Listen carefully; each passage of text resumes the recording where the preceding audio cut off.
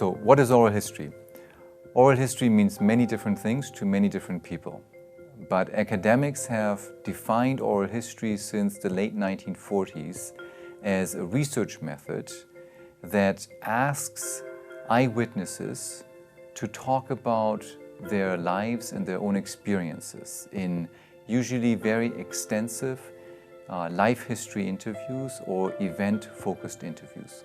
For example, oral histories would be conducted with workers about a strike, which is an event, or about growing up in a mining town, which is an experience, or they would do a life history interview where they would begin with the childhood or perhaps their parents or their grandparents and then take it up to the present. We are interested in people's memories of their lives, in the stories they tell about their lives. We are interested in people's experiences. We are not interviewing them as experts of certain subjects, but rather we are interviewing them as the experts of their own lives. And so oral history interviews are similar in some regards to interviews, life history interviews that are being done in other social sciences, other qualitative social sciences. One of the major differences is that we archive interviews.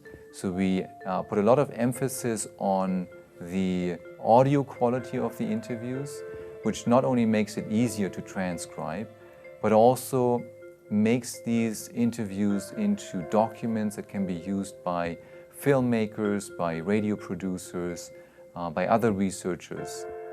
We archive interviews because we believe that there's lasting value to the interviews that we do. From an academic perspective, a research perspective, this gives other researchers access to the sources that we use, which is something that is very common in history.